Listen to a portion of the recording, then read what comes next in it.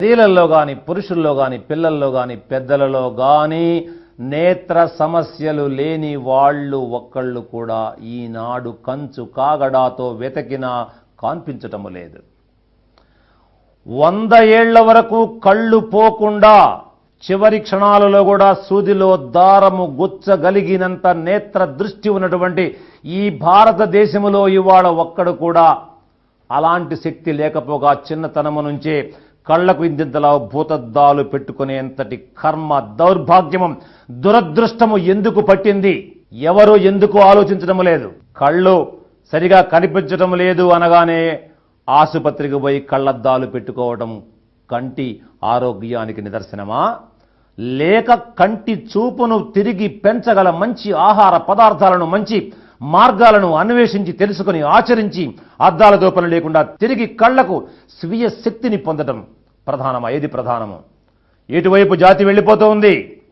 ఎటువైపు శాస్త్రకారులు నడుస్తూ ఉన్నారు? అంటే మనం అందరం అనవసరమైన వ్యర్థమైనటువంటి మందులు ఉత్పత్తి చేస్తున్నటువంటి మందుల కంపెనీలకు బాకీ ఉన్నామా? మన రక్త మాంసాలు వెచ్చించి కష్టపడి సంపాదించినటువంటి డబ్బును ఆసుపత్రులకు పోయటం కోసం మనం పుట్టామా? మన చేతులలో దివ్యమైనటువంటి మార్గాలను పెట్టుకొని కళ్ళ ముందు ఉన్నటువంటి అమృతాన్ని కాలదన్నుకుంటూ కాలకూట విషము లాంటి ఔషధాలను ఎందుకు వాడుతున్నాం? మనం ఆలోచించడం లేదు, అంధులమైపోతున్నాం. అలాంటి పరిస్థితుల్లో కళ్లకు అద్దాలు తీసివేసి కళ్లను చక్కని ఆహార పదార్థముతో బాగు చేసుకున్న ఒక అద్భుతమైనటువంటి స్వీయ అనుభవాన్ని విన్న తర్వాతైనా మనం కళ్ళు తెరవాలి. వినండి. నా పేరు శివరామకృష్ణ అండి. మేము న్యూ పాల్వంచ కేర్ బేస్లో నేను జాబ్ చేస్తాను.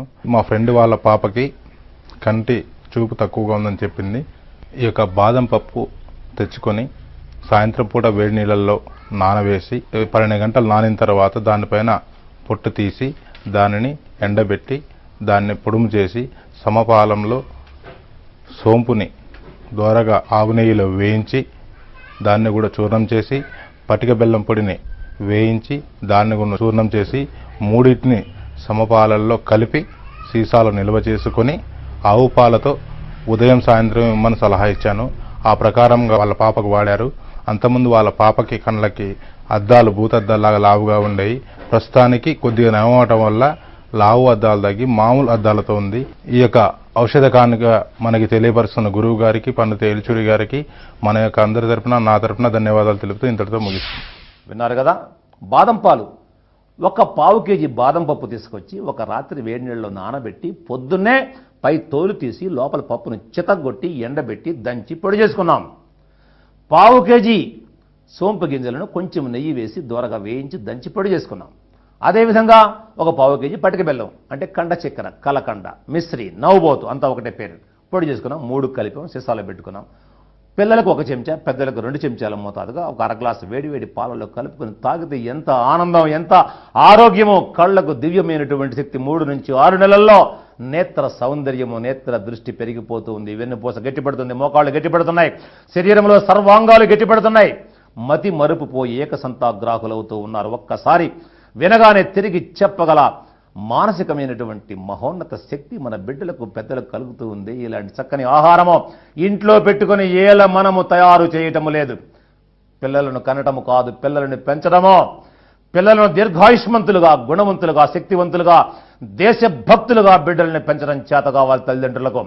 అలాంటి మంచి బిడ్డలను ఈ లోకానికి అందించేటువంటి బాధ్యత మీ మీద ఉంది. కాబట్టి మనం తక్షణమే దీన్ని తయారు చేసుకుని మన బిడ్డలకు వాడాలని మీకు తెలియజేస్తూ, దీంతో పాటు సహాయ ఉపచారము రాసుకోండి. త్రిఫల రసాయనం, తిరుగులేని రసాయనం, త్రిఫల రసాయనం.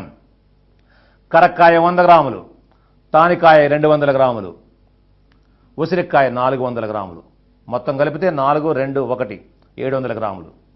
700 గ్రాములు అతి మధురం అందులో కలపండి. త్రిఫల రసాయనం తయారైపోయింది. అంటే ఇంతే కలుపుకోవాలని కాదు, మీరు ఇంకా తగ్గించి తయారు చేసుకోండి. 10, 20, 40 అట్లా తయారు చేసుకోండి. మీరు అప్పుడప్పుడు మీకు ఎప్పుడు ఎలా కావాలో అంత తయారు చేసుకోండి. మీరు చేసుకొని దీన్ని అర చెంచా మోతాదుగా ఈ పొడి, అర చెంచా ఆవు నెయ్యి, చెంచా తేనె 3 కలిపి రంగరించి పొద్దున రాత్రి 2 పూటలా తింటూ ఉంటే ఎవరి కోసం వస్తుంది? కళ్ళు.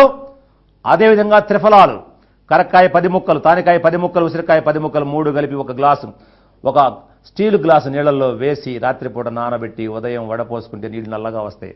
దాన్ని కొంచెం కొంచెం తీసుకుని ఇట్లా కళ్ళు కడగండి హాయిగా, మళ్ళీ కొంచెం నీళ్ళు తీసుకో, కళ్ళు మూసిన కళ్ళ మెత్తుడు, కళ్ళు తిరిగి వస్తాయి. వచ్చినాయి వస్తాయి, ఎవరికైనా వస్తాయి. తిరుగులేదు దీనికి. ఈ తిరుగులేని సత్యమో, తిరుగులేని సత్యాన్ని మనము ఎప్పుడు వదలరాదు. ఖర్చు లేనిది, అపకారము లేనిది, మన పెద్దలు చేసి ఆచరించినటువంటిది.